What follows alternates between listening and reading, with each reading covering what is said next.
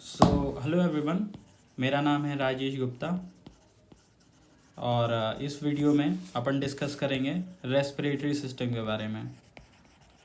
Respiratory system जिसमें NCERT ने breathing and exchange of gases नाम दिया है।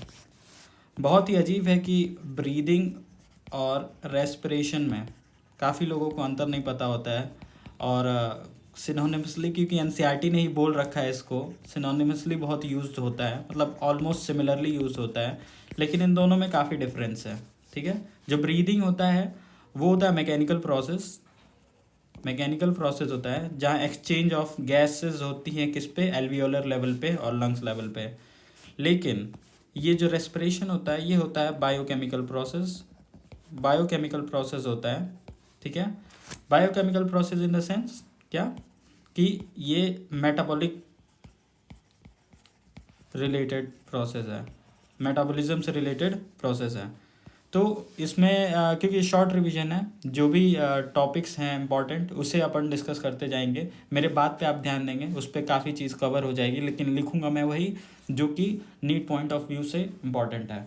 तो फिर से इसके बाद ये दोनों टर्म हैं, काफ़ी इसमें एम्बिग्यूटी रहती है, काफ़ी लोगों को इसमें डाउट रहता है कि दोनों डिफरेंट है, क्योंकि अब एनसीईआरटी ने बोल रखा है कि breathing commonly known as respiration, तो डिफरेंस कोई जानने की आगे आगे कोशिश भी नहीं करता है। तो ये रहा। फिर से इसके आगे डिस्कस होता है रेस्पिरेटरी ऑर्गन्स के बारे में। एनसीईआरटी ने different type of respiratory organs discuss किए हैं। रेस्पिरेटरी ऑर्गन्स थोड़ा शॉर्ट लिखूंगा क्योंकि टाइम कम है। रेस्पिरेटरी ऑर्गन्स मेनली जो है, या तो रेस्पिरेटरी ऑर्गन किसके लिए यूज़ होते हैं, exchange of gases O2 CO2 के एक्सचेंज के लिए। तो मेनली या तो सिंपल डिफ्यूजन या फिर मॉइस्ट क्यूटिकल के थ्रू होता है। मॉइस्ट क्यूटिकल ब्रेकियल मतलब जो गिल्स के थ्रू होता है, ब्रेकियल। और पल्मोनरी जो कि लंग्स के थ्रू होता है। और last but not least it's cutaneous. तो ये डिफरेंट टाइप ऑफ रेस्पिरेशन है। ये जो होते हैं ये मेनली लोअर इन्वर्टिब्रेट्स में होते हैं। लोअर इन्वर्टिब्रेट्स जैसे कि स्पॉन्जिस, सिलेंट्रेट, फ्लैट वर्म्स। और ये मॉइस्ट क्यूटिकल के थ्रू आपने पढ़ा हुआ है स्ट्रक्चरल ऑर्गेनाइजेशन इन एनिमल्स में, जहाँ अर्थवर्म कॉकरोच पढ़ाया जाता है, उसमें जो कॉकरोच पढ़ाया जाता है उसमें मॉइस्ट क्यूटिकल के थ्रू होता है। और ब्रेकियल का मतलब गिल्स के थ्रू, और गिल्स के थ्रू आप जानते ही हैं जो एक्वाटिक आर्थ्रोपोड्स, मॉलस्क, ये सब एनिमल किंगडम में पढ़ा दिया जाता है। और पल्मोनरी मतलब लंग्स के थ्रू, और वो होता है मैमल्स में, बर्ड्स में, रेप्टाइल्स, एम्फीबियंस। इसमें याद रखेंगे कि जो एम्फीबियंस होते हैं इसमें दोनों तरह के पाए जाते हैं। जब वो लैंड पे होते हैं तो वो लंग्स का यूज़ करते हैं, और वो जब वाटर में होते हैं, एक्वेटिक मीडियम में होते हैं, तो वो क्यूटेनियस करते हैं रेस्पिरेशन, लंग्स और क्यूटेनियस मतलब स्किन के थ्रू। ठीक है, ये होता है। तो इससे पहले और आगे फर्दर डिस्कस करें, एक छोटी सी बात मैं बता देता हूँ कि नॉर्मल जो लंग्स होते हैं, ये ऐसे लंग्स अपने हैं, ये लंग्स और ये डायफ्राम। तो ये जो आप डायफ्राम देखेंगे ये नॉर्मली डोम शेप्ड होता है। जब ये डोम शेप होता है तो इसको रिलैक्स्ड स्टेट मानते हैं। और ये जब ऐसे फ्लैट हो जाता है, ऑलमोस्ट थोड़ा सा फ्लैट हो जाता है, तो ये इसको क्या कहेंगे, कॉन्ट्रैक्ट स्टेट। ये कॉन्ट्रैक्टेड पोजीशन में ऐसा होगा, और ऐसा कब होगा, जब ये रिलैक्स्ड स्टेट में होगा। और इसके आसपास जो ये रिब्स होती हैं, ये इसके कट सेक्शन में शो कर रहा हूँ। ठीक है, तो ये एक नॉर्मल बात रिलैक्स और कॉन्ट्रैक्ट स्टेट के बारे में मैंने बता दी है कि किसको रिलैक्स स्टेट कहेंगे, किसको कॉन्ट्रैक्टेड स्टेट कहेंगे। ठीक है, फिर आगे अगर जो डिस्कस करें तो कब एक्सपिरेशन होता है और कब इंस्पिरेशन होता है। ये अपना लंग्स है, डायग्राम पे नहीं जाइए। ठीक है, तो ये लंग्स है। जैसे ही प्रेशर अंदर ज़्यादा होगा, प्रेशर हाई अंदर, एटमॉस्फेयर में प्रेशर कम, तो हमेशा हम जानते हैं air high pressure to low pressure जाती है। और अगर जो प्रेशर अंदर कम है और एटमॉस्फेयर में ज़्यादा है तो इंस्पिरेशन होगा।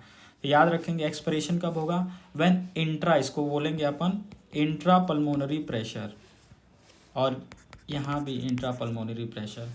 तो बेसिकली क्या, इंट्रा पल्मोनरी प्रेशर जब ज़्यादा हो तो एक्सपिरेशन, इंट्रा पल्मोनरी प्रेशर कम हो तो क्या होगा, इंस्पिरेशन। चलिए अब देखते हैं कि इंस्पिरेशन और एक्सपिरेशन में क्या होता है। इंस्पिरेशन में अगर जो ये इंट्रा पल्मोनरी प्रेशर को अपन को कम करना है तो वॉल्यूम को बढ़ाना पड़ेगा, और वॉल्यूम बढ़ाएंगे कैसे, दो तरीके से। ये डोम शेप्ड क्या है, डायफ्राम है, यहाँ पे भी डोम शेप ये डायफ्राम है। ये नॉर्मल रिलैक्स्ड स्टेट में है, तो यहाँ पे वॉल्यूम क्या है, कम है। कौन सी वॉल्यूम, ये जो आप वॉल्यूम ये एंटीरियो पोस्टीरियरली देखेंगे, एंटीरियो पोस्टीरियरली इसको बोलते हैं, मतलब अप से डाउन, ये अभी कम है। इसको बढ़ाने के लिए ये जो डायफ्राम है इससे अपन को कॉन्ट्रैक्ट करना पड़ेगा ताकि ये ऐसे स्टेट में आ पाए। जब ऐसे स्टेट में आएगा तो यहाँ से यहाँ तक ये वॉल्यूम क्या हो जाएगा, वॉल्यूम बढ़ जाएगा। और वॉल्यूम बढ़ जाएगा तो अपन जानते हैं P=F/V फिजिक्स में, तो वॉल्यूम बढ़ जाएगा तो प्रेशर कम हो जाएगा। जब प्रेशर कम हो जाएगा तो इंस्पिरेशन हो जाएगा। ये मैं इसका केस इधर डिस्कस कर रहा हूँ, इसका केस इधर डिस्कस कर रहा हूँ, ठीक है। तो ऐसे होगा, लेकिन अब अपन को एक्सहेल करना है, मतलब ये जो एयर है इसको अपन को बाहर निकालना है। बाहर निकालना है तो क्या करना पड़ेगा, इंट्रा पल्मोनरी प्रेशर को बढ़ाना पड़ेगा। बढ़ाने के लिए क्या करेंगे, पहले ये डोम शेप्ड था, पहले ये लंग्स डोम शेप्ड था, अब इस डोम शेप लंग को वापस कॉन्ट्रैक्ट करेंगे तो ये जो एंटीरियर पोस्टीरियर वॉल्यूम है इससे कम होगा, और जैसे इंटीरियर पोस्टीरियर वॉल्यूम कम होगा ये प्रेशर क्या होगा, बढ़ जाएगा। बढ़ जाएगा मतलब इंट्रापल्मोनरी प्रेशर बढ़ेगा, और बढ़ेगा तो high pressure to low pressure एक्सेल अपन कर देंगे, ठीक है। तो ये मेन डिस्कशन हो गया। इसको अपन डायग्रामेटिकली देखें तो ये कुछ ऐसा होगा। इससे आप इस लंग्स को देखें, ये डॉर्सो वेंट्रली भी एक्चुअली बढ़ता है। ये डॉर्सो वेंट्रली, इसको डॉर्सो वेंट्रली कहेंगे, ये इसको डॉर्सो वेंट्रली कहेंगे। और ये जो इस साइड में बढ़ता है वॉल्यूम, इसको एंटीरियो पोस्टीरियरली कहते हैं, पोस्टीरियरली, एंटीरियो पोस्टीरियरली। और ये जो डॉर्सो वेंट्रली, ठीक है। इसमें याद रखेंगे कि जैसे ही ये जो एंटीरियर, ये एंटीरियो पोस्टीरियरली बन रहा है तो इसमें ये देखेंगे अपन जो डायफ्राम है ये कॉन्ट्रैक्ट हो रहा है, क्योंकि रिलैक्स्ड स्टेट में क्या रहता है, डोम शेप्ड, और जैसे ही कॉन्ट्रैक्ट होता है ये क्या हो जाता है, ऑलमोस्ट फ्लैट, ये रिलैक्स्ड स्टेट, रिलैक्स्ड स्टेट, ठीक है। और जो यहाँ पर है, यहाँ पे EICM जब कॉन्ट्रैक्ट करता है, ठीक है, ये EICM जब कॉन्ट्रैक्ट करता है तो डॉर्सो वेंट्रली वॉल्यूम जो होता है वो बढ़ता है, ठीक है। डॉर्सो वेंट्रली वॉल्यूम बढ़ता है। और जब एंटीरियर पोस्टीरियरली होता है तो कौन कॉन्ट्रैक्ट होता है, ये सॉरी मैंने गलत लिख रखा है, ये मैंने रिलैक्स गलत लिख रखा है। यहाँ पे ये जब ऐसे हो जाएगा डोम शेप से ऑलमोस्ट फ्लैट तो इसको कॉन्ट्रैक्टेड स्टेट में कहेंगे। और हमेशा याद रखेंगे, चाहे कॉन्ट्रैक्ट EICM हो या कॉन्ट्रैक्ट डायफ्राम हो, चाहे कॉन्ट्रैक्ट EICM हो या कॉन्ट्रैक्ट डायफ्राम हो, दोनों वॉल्यूम बढ़ाएंगे लंग्स का। वॉल्यूम बढ़ाएंगे मतलब इंट्रापल्मोनरी प्रेशर को क्या करेंगे, कम करेंगे। और कम करेंगे का मतलब क्या, कि बाहर से वॉल्यूम, जो बाहर से एयर है उसे अपन अंदर लेंगे। तो अगर जो अब बात करें इंस्पिरेशन में, इंस्पिरेशन में क्या होगा, कॉन्ट्रैक्शन। इंस्पिरेशन में अपन क्या करें, अंदर का प्रेशर बढ़ाना पड़ेगा, अंदर का प्रेशर बढ़ाना पड़ेगा। तो ये बताइए अंदर का प्रेशर बढ़ाएंगे कैसे, वॉल्यूम को कम करके। वॉल्यूम कम कैसे करेंगे, जब EICM और डायफ्राम दोनों कॉन्ट्रैक्टेड नहीं, जबकि देखिए कॉन्ट्रैक्ट रहेंगे तब तो वॉल्यूम बढ़ जाएगा। अपन को वॉल्यूम, जब ये कॉन्ट्रैक्ट रह रहे हैं तो दोनों बाहर जा रहे हैं, ये भी बाहर जा रहा है, ये भी बाहर जा रहा है, तो वॉल्यूम बढ़ रहा है, तो उससे तो प्रेशर कम होगा। लेकिन हमें इंस्पिरेशन करना है तो वॉल्यूम को अंदर क्या करना पड़ेगा, कम करना पड़ेगा। और कम कैसे होगा, प्रेशर को कम करना पड़ेगा तो वॉल्यूम को बढ़ाना पड़ेगा। तो दोनों को, इसको भी और इसको, दोनों को कॉन्ट्रैक्ट कराना पड़ेगा।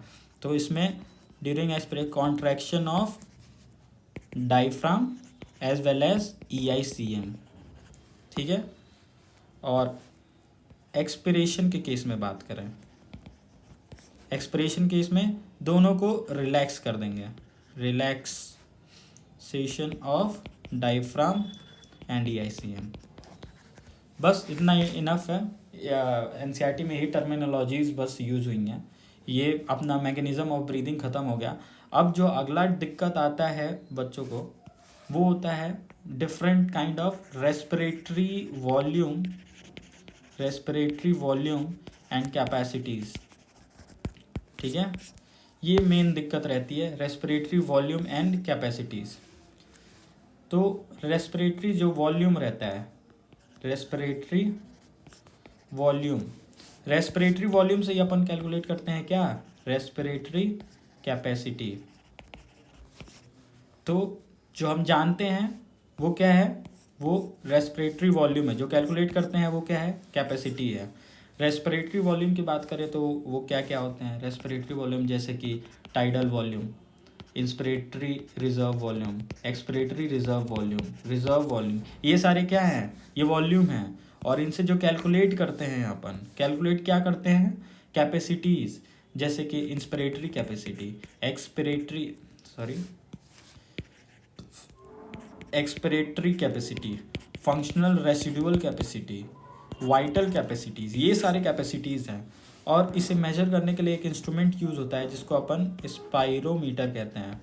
ठीक है, ये स्पायरोमीटर होता है जिससे अपन ये वॉल्यूम और कैपेसिटीज़, जब वॉल्यूम को कैलकुलेट करते हैं, कैपेसिटीज़ को अपन, ये जो कैपेसिटी होता है इसे मैथमेटिकली अपन अपने हाथ से सॉल्व करते हैं। जो अपन को मिलता है इस इंस्ट्रूमेंट से, ये स्पायरोमीटर से, वो क्या होता है, रेस्पिरेटरी वॉल्यूम।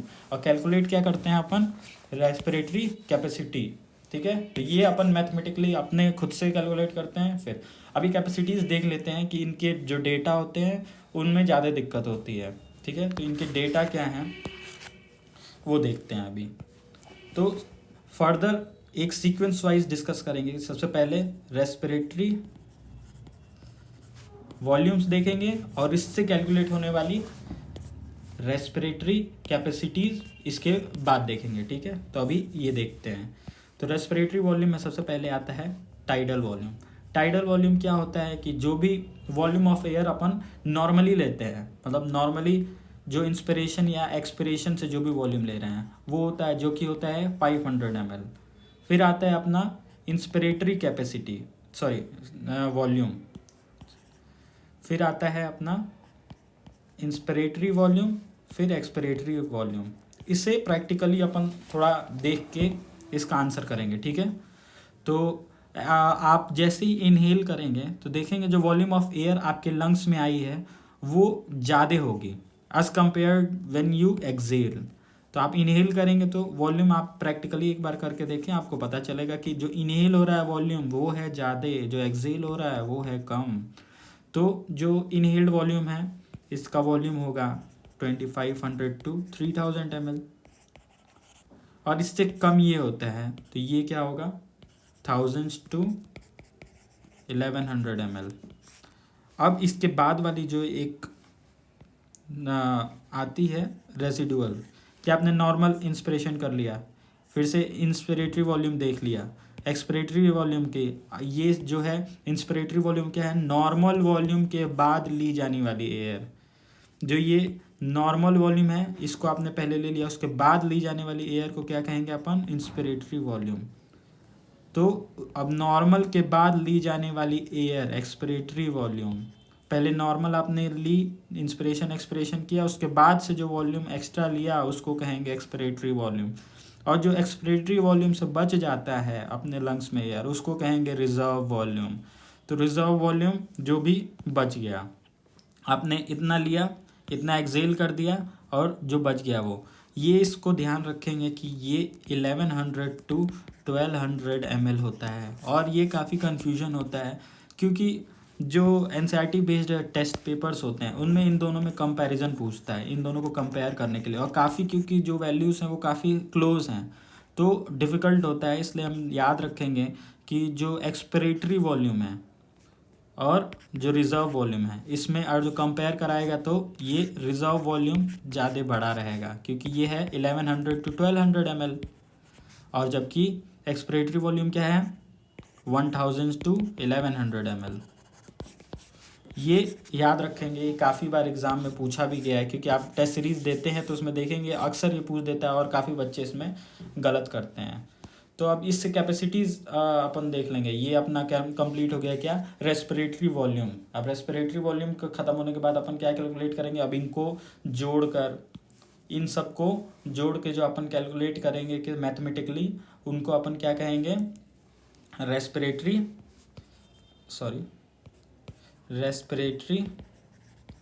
कैपेसिटीज़।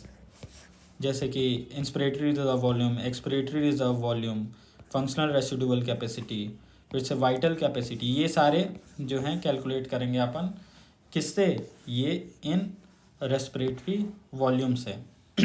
तो डायग्राम के थ्रू इसको देखते हैं, इसमें भी आ चुका है एक बार क्वेश्चन, डायग्राम के थ्रू ये ज़्यादा समझ में आएगा।